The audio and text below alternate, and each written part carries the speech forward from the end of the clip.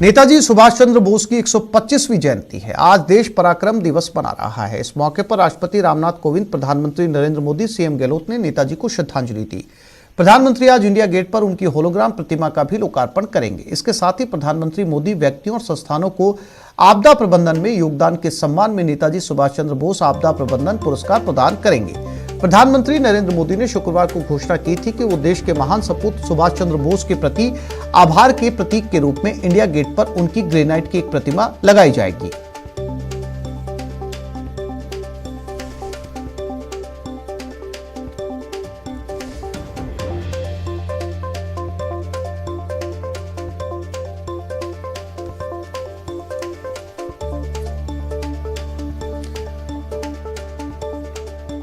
तो सुभाष चंद्र बोस की 125वीं जयंती है और नेताजी को पीएम ने श्रद्धांजलि दी है। प्रधानमंत्री मोदी व्यक्तियों और संस्थानों को आपदा प्रबंधन में योगदान के सम्मान में नेताजी सुभाष चंद्र बोस आपदा प्रबंधन पुरस्कार प्रदान करेंगे। प्रधानमंत्री नरेंद्र मोदी ने शुक्रवार को घोषणा की थी कि देश के महान सपूत बोस के प्रति आभार के प्रतीक के रूप में इंडिया गेट पर उनकी ग्रेनाइट की एक प्रतिमा लगाई जाएगी।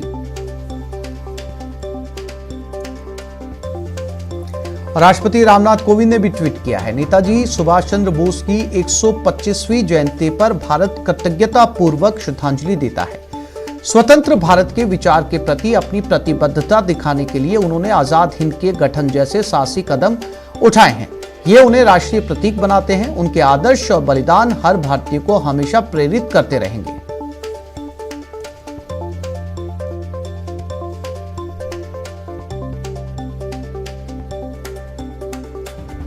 और पीएम मोदी ने लिखा, सभी देशवासियों को पराक्रम दिवस की ढेरों शुभकामनाएं। नेताजी सुभाष चंद्र बोस की 125वीं जयंती पर उन्हें मेरी आदरपूर्ण श्रद्धांजलि। राष्ट्र के प्रति उनके योगदान पर हर भारतीय को गर्व है।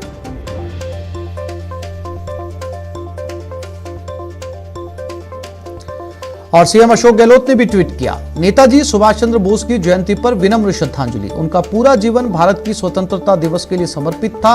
उनका बलिदान, संघर्ष, वीरता और देशभक्ति आने वाली पीढ़ियों को प्रेरित करेगी।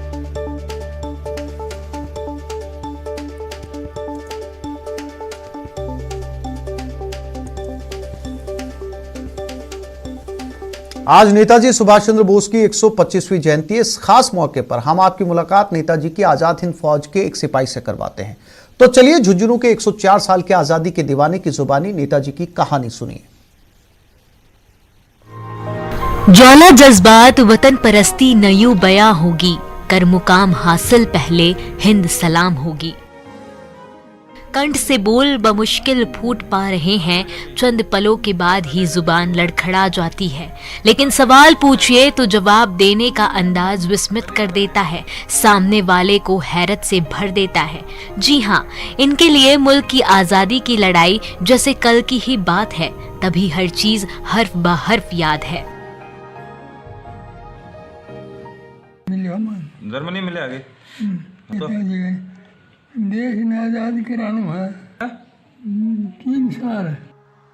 देश प्रेम की भावना उम्र के असर से बेअसर है। तभी जिस उम्र में लोग अपना नाम भी बहुत मुश्किल से उच्चार कर पाते हैं, इस उम्र में सेडूराम नेताजी सुभाष चंद्र बोस के साथ आजादी की लड़ाई के लिए उठाए गए एक एक कदम को हूबहू बयान कर रहे हैं।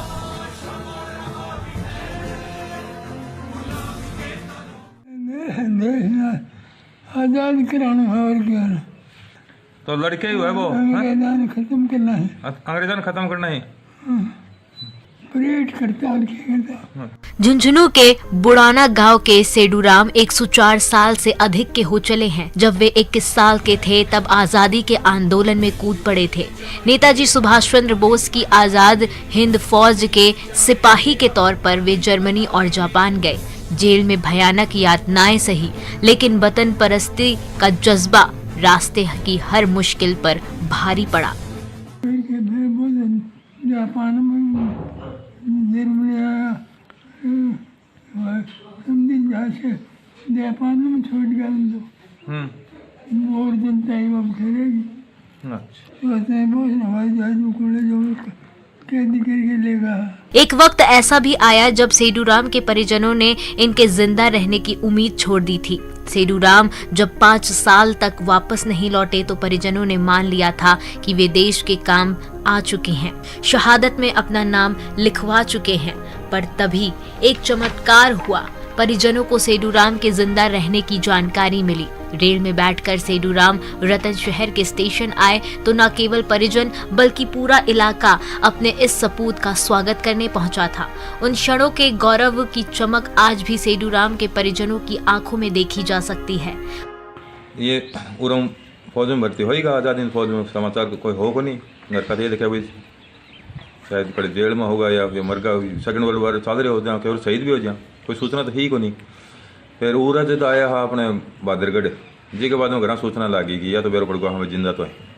फिर पहले अपने स्टेशन बगड़ ला गया करो, रतन शहर ला गया कर। तो ट्रेन में ही आया, गांव का लेने गया, वहाँ का बढ़िया स्वागत करे।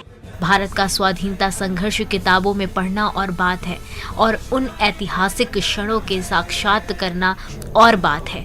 सेडूराम की झुर्रियों में दशकों के दास्तान है, इन आवाज़ों में सालों का सफ़र है। सेडूराम आज़ादी की लड़ाई को फील करवा देते हैं, देश प्रेम का ऐसा जज्बा जगा देते हैं कि पूछिए मत। दादाजी बचपन से मतलब मैं जब से समझदार हुआ तब वही आज़ादी का किस्सा सुना। दादाजी मतलब बताता है, बैठ सारो परिवार बैठ के सुनते दादाजी कि दादाजी कहीं देश आज़ाद हो, फिर कहीं कितनो मतलब देश स्ट्रगल करेड़ो है आज़ादी के लिए, सुभाष चंद्र बोस के साथ गएड़ा ही, और फिर मतलब और आगे मतलब जीवन में आगे प्रेरित भी करे दादाजी की पढ़ो लिखो।